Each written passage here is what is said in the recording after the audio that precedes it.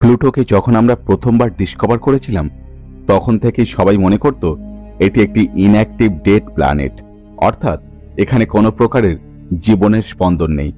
কিন্তু যখন new Horizon spacecraft প্লুটোর কাছ থেকে পাস করে তখন এটি প্লুটোর ক্লিয়ার ছবি তোলে, যেখানে কিছু ছবিতে আইস ভলক্যানো দেখা গিয়েছিল। আর এখানে অবাক করার বিষয় হলো আইস ভলক্যানো প্লুটো ছাড়া আমাদের সৌরমণ্ডলের অন্য কোনো প্ল্যানেটে নেই। যেমন প্লুটো খুবই রহস্যময়, ঠিক তেমনি এর আশপাশে থাকা ডার্ক প্ল্যানেটগুলিও খুবই মিস্টেরিয়াস। যখন জেমস ওয়েব স্পেস টেলিস্কোপের সাহায্যে এই অবজেক্টগুলিকে স্টাডি করা হয় তখন সায়েন্টিস্টরা সেখান থেকে এমন কিছু রহস্যময় জিনিস খুঁজে পায় যা লাইভ প্রেজেন্টের ইঙ্গিত করে। তবে এখন প্রশ্ন হলো, জেমস ওয়েব স্পেস টেলিস্কোপ সেখানে কি দেখেছিল? তবে কি সত্যি এই অবজেক্টগুলিতে এলিয়ান লাইফ রয়েছে?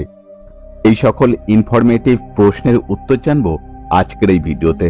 হ্যালো বন্ধুরা, welcome back to our channel mysterious episode Bangla. JWST অর্থাৎ জেমস ওয়েব স্পেস টেলিস্কোপ লঞ্চের অল্প সময়ের মধ্যে ট্রান্স নেপচুনিয়ান অবজেক্টস অর্থাৎ সৌরমণ্ডলের শেষ সীমানায় থাকা অবজেক্টের অনেক স্টাডি করেছে।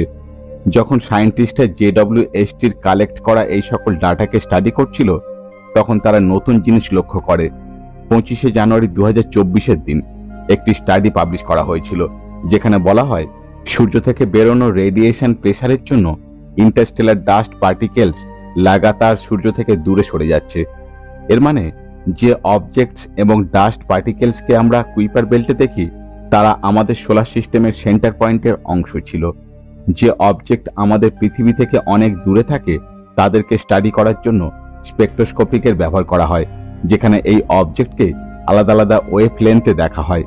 এই ওয়েভ লেন্থে যে এরিয়া সবচেয়ে বেশি হাই হয় বা যে এরিয়ার কালার সবচেয়ে বেশি চেঞ্জ হয় সেই কালারকে ডিটেক্ট করে জেনে নেওয়া যায় যে এই অবজেক্টে কোন এলিমেন্ট রয়েছে, আর এটাও জানা যায় যে সেই এলিমেন্ট সেখানে কত পরিমাণে রয়েছে। এই স্পেকট্রোস্কোপিকের সাহায্যে যখন নেপচুনের পরে কুইপার বেল্টকে দেখা হয় তখন সেখানে ভিন্ন ধরনের কালার নোটিশ করা হয়েছিল। এত ধরনের কালার কুইপার বেল্টে ডিটেক্ট হওয়া দুটি জিনিসের দিকে ইঙ্গিত করে। হয় কুইপার বেল্টে থাকা প্রায় প্রতিটি অবজেক্টে কোনো না কোনো ইউনিক এলিমেন্ট প্রেজেন্ট আছে যা খুবই আশ্চর্যজনক ছিল, আর দ্বিতীয় সম্ভাবনা হলো হয়তো কসমিক বা গ্যালাকটিক রেস যখন এই এরিয়াতে থাকা অবজেক্টের উপরে এসে পড়ে তখন হয়তো এই ধরনের এত ভ্যারাইটির কালার সায়েন্টিস্টরা দেখতে পেয়েছিল। তবে সায়েন্টিস্টরা বলেন এই কালারের অর্থ হয়তো এই অবজেক্টের কোথাও না কোথাও লাইফের উপস্থিতি রয়েছে। তবে এখন প্রশ্ন হলো, সায়েন্টিস্টরা এমনটি কেন বলছে? যখন জেমস ওয়েব স্পেস টেলিস্কোপকে প্লুটোর পরে এরিস এবং অন্যান্য অবজেক্টের দিকে পয়েন্ট করা হয় তখন দীর্ঘ সময় ধরে তাদের অ্যাক্টিভিটি অবজার্ভ করা হয়েছিল। প্রথমে এই সকল অবজেক্টকে ডেড বলে মনে করা হতো, কিন্তু স্টাডি থেকে জানা যায় এখানে কোনো না কোনো অ্যাক্টিভিটি বিদ্যমান। এরিস এবং ম্যাকের অ্যাটমসফিয়ার এবং সারফেসে মিথেন এবং হাইড্রোজেন গ্যাস প্রেজেন্ট রয়েছে। এটা সবাই জানতো যে এই দুই অবজেক্ট বরফে ঢাকা, যার মানে যেখানে বরফ থাকবে সেখানে হাইড্রোজেনে উপস্থিত থাকবে। আসলে এই সকল অবজেক্টকে অ্যাক্টিভ অবজেক্টের ক্যাটাগরিতে ইনক্লুড করা হয়। সায়েন্টিস্টদের মতে যখন এখানে কোনো অবজেক্ট তৈরি হয় তখন এই কম্পাউন্ড এদের ফরমেশনের সাথেই যুক্ত হয়ে গেছে, আর সেখান থেকেই এখনো পর্যন্ত এখানে কোনো মেজর কম্পাউন্ড তৈরি হয়নি, কারণ নতুন কম্পাউন্ডের জন্য এনার্জির প্রয়োজন হয়। আর এই অবজেক্ট সূর্য থেকে এত দূরে আছে যে এখানে সূর্যরশ্মি খুব কম পরিমাণেই পৌঁছাতে পারে, এমনটি সায়েন্টিস্টরা আগে মনে করত। কিন্তু জেমস ওয়েব স্পেস টেলিস্কোপের নতুন স্টাডি সায়েন্টিস্টদের ভুল প্রমাণিত করেছে। যখন জেমস টেলিস্কোপের সাহায্যে অ্যারিস এবং ম্যাকের ডিএইচ রেশিওকে ক্যালকুলেট করা হয়, এই বিষয়ে বলার আগে আপনাদের বলে দিই ডিএইচ রেশিও ডিউটেরিয়াম হাইড্রোজেনেরই একটি আইসোটোপ। এই দুটির মধ্যে প্রধান ডিফারেন্স হলো হাইড্রোজেনে শুধুমাত্র একটি প্রোটন থাকে আর ডিউটেরিয়ামে একটি প্রোটনের সাথে একটি নিউট্রনও থাকে, যার জন্য এর ম্যাস একটি হাইড্রোজেন অ্যাটমের তুলনায় অনেক বেশি হয়। এই রেশিওর সাহায্যে কোন প্ল্যানেটের ফরমেশন, তার জিওলজিক্যাল হিস্ট্রি আর সেখানকার সারফেসে কোন ধরনের অ্যাক্টিভিটি হচ্ছে তার আইডিয়া করা খুব সহজ হয়।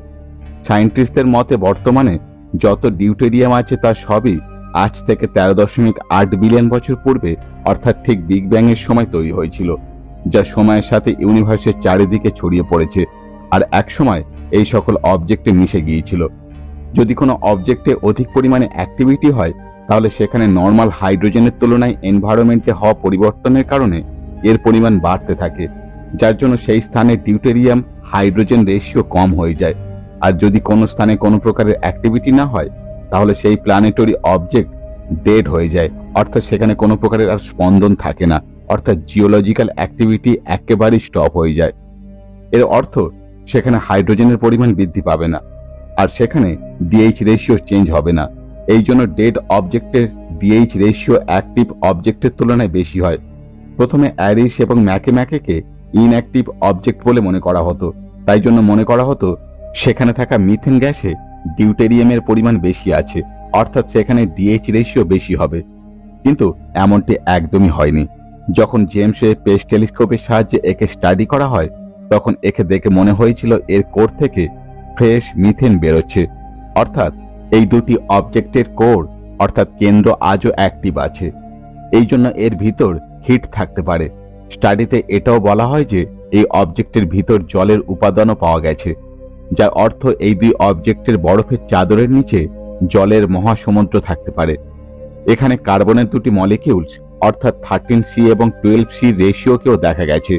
সায়েন্টিস্টদের মতে আজ থেকে কয়েক বিলিয়ন বছর পূর্বে জল কমেট এবং অ্যাস্টেরয়েডের মাধ্যমে পৃথিবীতে প্রথম ছুটে এসেছিল। যদি সত্যি এটা হয় তাহলে এই সকল কমেট কুইপার বেল্ট এবং অট ক্লাউড থেকে এসেছিল, আর এই সকল কমেটে 13C এবং 12C রেশিও প্রেজেন্ট আছে। এই রেশিও এরিস এবং ম্যাকেতেও প্রেজেন্ট রয়েছে, অর্থাৎ এই দুই অবজেক্টে সেই জল রয়েছে যা কয়েক বিলিয়ন বছর পূর্বে পৃথিবীতে ছিল। সায়েন্টিস্টের সকল ডাটাকে অবজার্ভ করে এই দুটি অবজেক্টের 3টি মডেল পেশ করেছে। তাদের মতে এই আইসি অবজেক্টের 4টি লেয়ার আছে: সারফেস, আইস শেল, ওয়াটার এবং কোর। এই পুরো স্ট্রাকচারের মধ্যে কোরে সম্পূর্ণ এনার্জি ক্রিয়েট হয়, যার প্রভাব তরল জলের উপর পড়ে। যখন এই জল গরম হয় তখন সেখানে অধিক মাত্রায় প্রেসার ক্রিয়েট হয়, আর যখন এই প্রেসার লিমিট ক্রস করে যায় তখন এটি আইস শেল থেকে বাইরে বেরিয়ে আসে। সায়েন্টিস্টদের স্টাডিতে বলা হয়েছে যে মিথেনকে এই অবজেক্ট থেকে ডিটেক্ট করা হয়েছে, তার হাইড্রোজেন সেই আইস শেলের নিচে থাকা তরল জল থেকে আসছিল।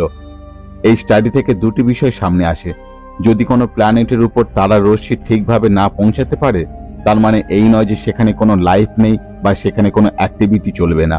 আর এই স্টাডি অনুসারে বর্তমানে এই দুই অবজেক্টের সেম কন্ডিশন, যা কয়েক বিলিয়ন বছর পূর্বে পৃথিবীতেও ছিল। তাই হতে পারে হয়তো কয়েক বিলিয়ন বছর পর সেখানে লাইফ পসিবল হলো। একটা কথা তো আমাদের সকলেরই মনে রাখা উচিত, এই সবকিছু প্রকৃতি মায়ের সৃষ্টি, তাই সে যখন চাইবে এবং যেখানে চাইবে যেরকম কন্ডিশনই হোক না কেন সেখানে লাইফ সৃষ্টি করতে পারে, যার সম্পর্কে আমরা কেউ কল্পনা করতে পারবো না। আজকের এপিসোড কেমন লাগলো কমেন্ট করে জানাতে ভুলবেন না। ভিডিও ভালো লাগলে একটা লাইক, বন্ধুদের মধ্যে শেয়ার, আর এই ধরনের ইনফরমেটিভ ভিডিও পেতে চ্যানেলটি সাবস্ক্রাইব করে পাশে থাকা বেল আইকনটি প্রেস করে অল করে দিন। দেখা হচ্ছে পরবর্তী ভিডিওতে, সঙ্গে থাকুন।